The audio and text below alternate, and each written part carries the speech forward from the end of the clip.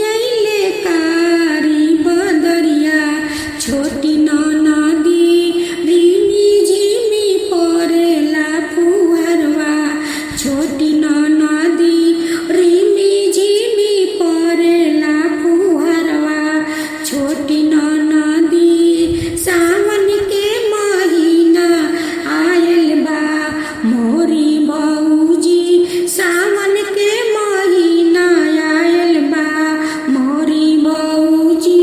साथियों, आज आप सुनेंगे सावन मास की कजरी गीत स्पेशल। हरे हरे